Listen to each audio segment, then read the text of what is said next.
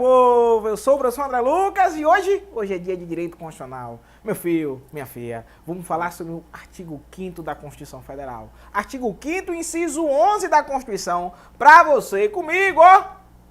Artigo 5º, inciso 11. Lá no artigo 5º, inciso 11, fala que a casa é asilo inviolável do indivíduo. Ninguém nela podendo penetrar, exceto o flagrante delito, o desastre e prestar socorro. O que é que tem de importante no artigo 5º pra você?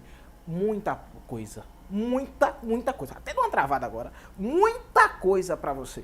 O artigo 5º, inciso 11, a casa, ela cai em vários concursos públicos. Ela cai na carreira policial, ela cai em concurso tribunal, ela cai no INSS. A casa é asilo inviolável do indivíduo, você tem que gravar essa desgraça. Você tem que botar na cabeça que a casa é asilo inviolável do indivíduo. Então vamos lá, comigo, artigo 5º, inciso 11.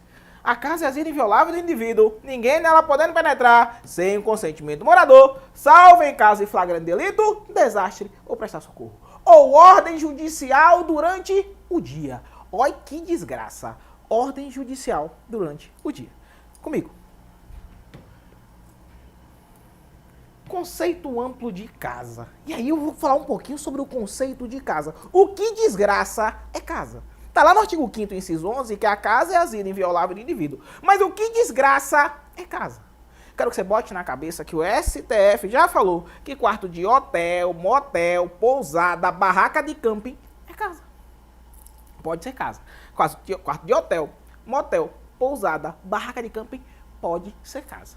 E aí eu ainda adianto pra você, que você vê isso muito no dia a dia. Uma noite, você vai no final de semana, passeando um pouquinho, e vê um carro na orla, na praia, parado.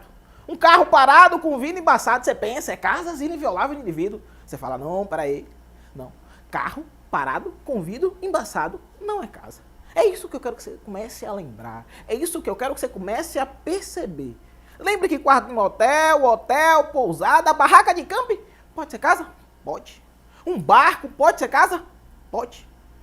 E qual o conceito amplo de casa? O que é que você tem que pensar em um conceito amplo de casa? Vamos pensar comigo? E eu quero que você anote. Conceito amplo de casa, anote assim, ó. Qualquer compartimento habitado. Qualquer compartimento habitado pode ser casa. Pode? Pode. Anote também qualquer aposento habitado de ocupação coletiva. Vou botar aqui no lado, ó. Ocupação coletiva. Qualquer aposento habitado de ocupação coletiva. Você pensa assim, professor, o que desgraça é um aposento habitado de ocupação coletiva? Meu filho, minha filha, lembre que um pensionato, uma república de estudantes, é um aposento habitado de ocupação coletiva. Pode ser casa? É, papai, artigo 5º, inciso 11 da Constituição Federal. Eu enquadro ele no conceito de casa. Tem mais. Bote também. Qualquer compartimento privado. Qualquer compartimento privado não aberto ao público. Não aberto ao público. E aí você está pensando assim, professor, compartimento privado não aberto ao público, se enquadrar ele no conceito de casa? Como? Como eu vou enquadrar um compartimento privado não aberto ao público no conceito de casa? E eu falo assim, minha filha, meu filho, você tomar uma, tenho certeza absoluta que se você não tomou, um dia você vai tomar.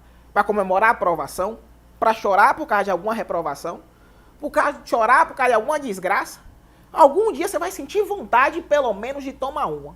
E no dia que você for no bar com seus amigos, chega lá, você tá no bar, e se você não beber, você pedir um copo de leite, mas tá no bar. Você vai pensar na Constituição Federal nesse dia. Nesse dia você sentou no bar e pensou assim, artigo 5º, inciso 11 da Constituição Federal. O bar, ele pode ser casa. Olha que desgraça. Você tá no bar ali, você pensa assim, o bar, ele pode se enquadrar como casa, asilo inviolável do indivíduo, lá no artigo 5º, inciso 11. E agora? Pode ou não pode? Eu lembro a você que aquele local onde você está lá sentado, aquele local onde está aberto ao público, aquele local não é casa. Mas no bar, geralmente tem uma portinha ali, acesso restrito a funcionários. Dali para dentro é casa. Dali para dentro é casa. Qualquer compartimento privado não aberto ao público pode ser casa. Qualquer compartimento privado não aberto ao público pode ser casa. Então, lembre do conceito de casa. Lembre o que pode ser casa, porque essa desgraça é importante. Mas tem mais coisa, tem mais coisa. O ingresso na casa, ele pode acontecer quando? Quando é que pode acontecer o ingresso na casa? Primeiro ponto é se o morador deixar. Se o morador deixar, se o morador consentir, eu posso entrar na casa a qualquer hora do dia ou da noite. Morador deixar, morador consentir, eu posso entrar na casa a qualquer hora do dia ou da noite. Bonito isso. Mas sem o consentimento do morador,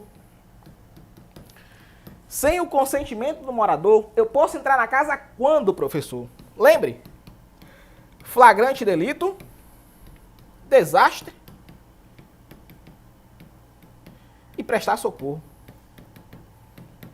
Flagrante delito, desastre e prestar socorro.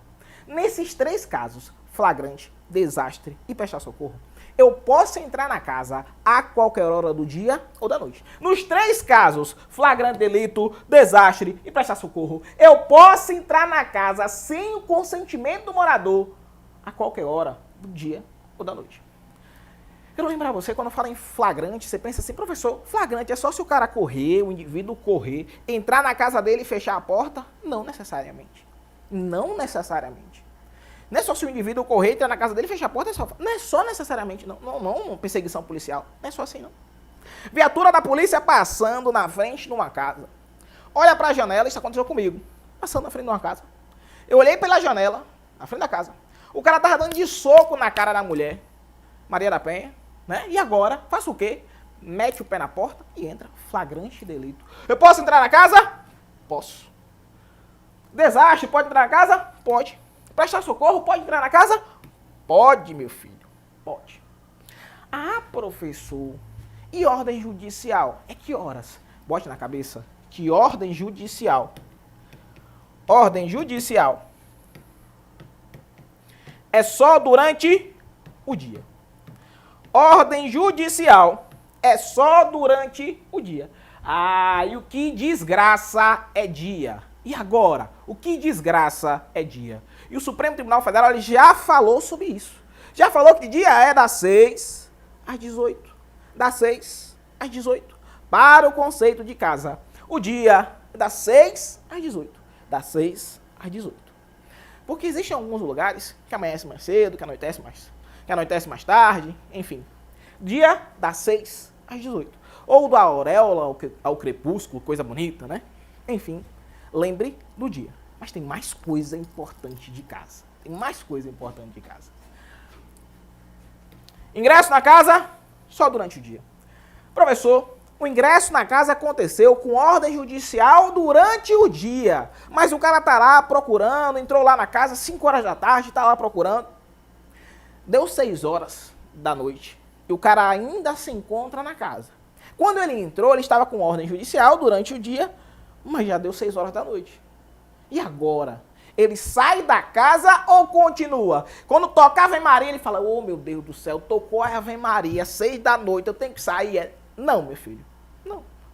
Você já falou, meu filho, peraí, você entrou na casa durante o dia?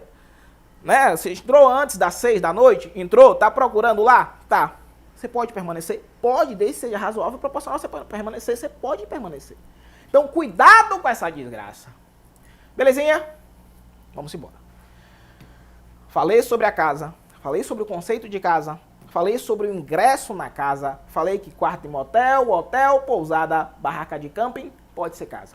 Falei pra você que carro parado com vidro embaçado não é casa. Falo pra você que boleia do caminhão, né? E aí uma decisão importante. Tem até uma discussão se boleia do caminhão é casa, não é casa, casa, não é casa.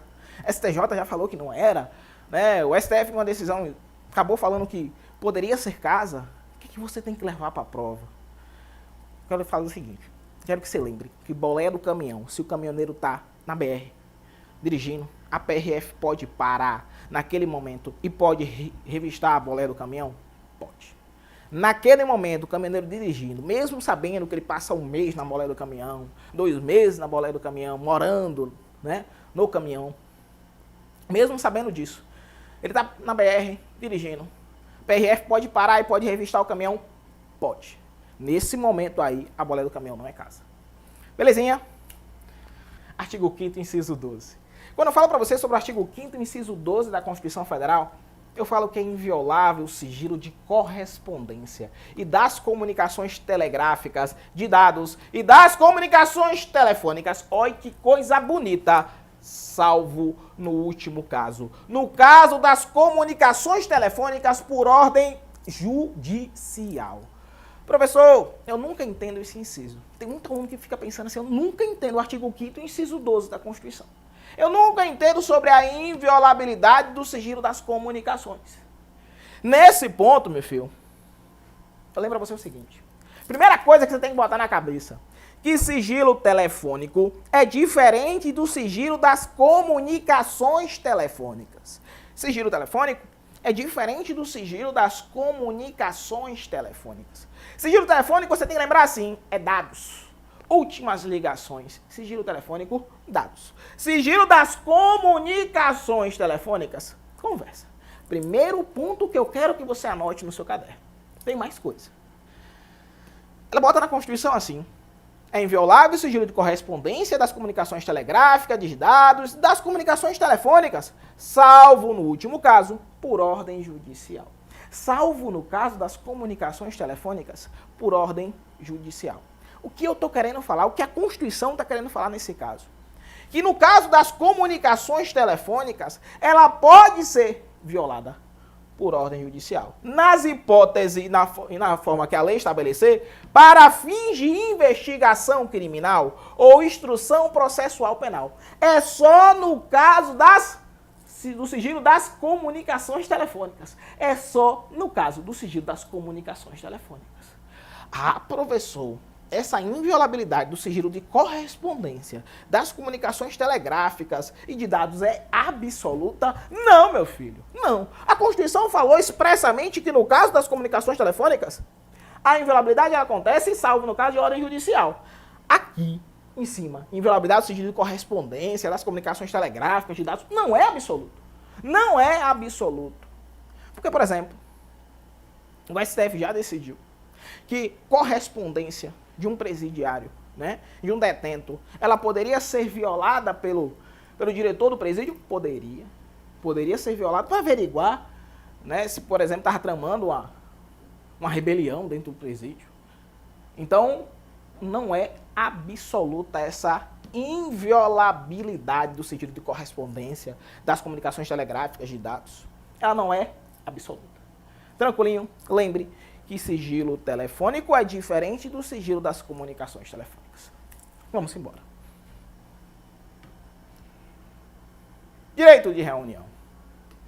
E aqui no direito de reunião, no artigo 5º, inciso 16 da Constituição Federal, eu falo do direito de reunião, eu falo alegre, feliz. Porque o direito de reunião, você vai lembrar da marcha da maconha, né? Ou não, você vai ficar feliz ou vai ficar triste da marcha da maconha. Não é porque eu estou falando da marcha da maconha, eu vou ficar feliz. Eu fico feliz porque eu estou falando do direito de reunião. Mas, enfim, quando eu falo do direito de reunião, eu quero lembrar a você a marcha da maconha. Mas falo já dela para você. Falo já dela para você. Lá no direito de reunião, no artigo 5º, inciso 16, fala que todos podem reunir-se pacificamente, sem armas, em locais abertos ao público, independente de autorização, desde que não frustre nenhuma outra reunião convocada para o mesmo local, e sendo exigido prévio aviso à autoridade competente.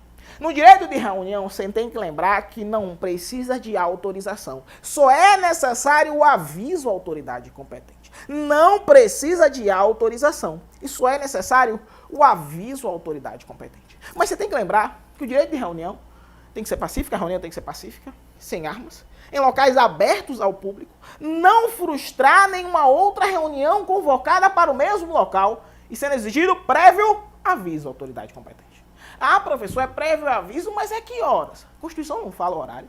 Ela fala prévio aviso à autoridade competente. Prévio aviso à autoridade competente. É isso que você tem que botar na cabeça. Prévio aviso. Aí você tá pensando aí, tá, professor, e a marcha da maconha? Porque foi o primeiro ponto. Falei do direito de reunião, eu falo da marcha da maconha.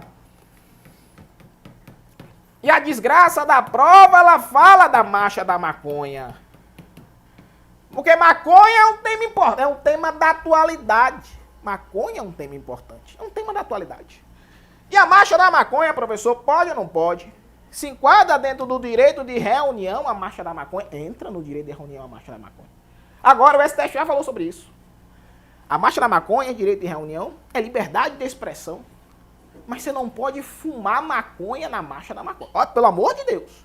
Não pode fumar maconha na marcha da maconha. A marcha é da maconha. É da maconha.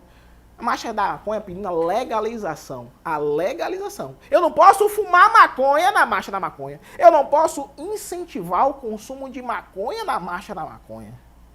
A marcha da maconha. Mas você não pode fumar. E não pode incentivar. E ela se enquadra dentro do direito de reunião pacífica, sem armas, locais abertos ao público, não frustrar nenhuma outra reunião convocada para o mesmo local, exigido prévio aviso à autoridade competente. Meu filho, mesmo na marcha da maconha, não precisa de autorização. É só prévio aviso à autoridade competente. Belezinha? Marcha da maconha, liberdade de expressão, direito de reunião. Massa, né? Vamos tomar um cafezinho, daqui a pouco a gente volta.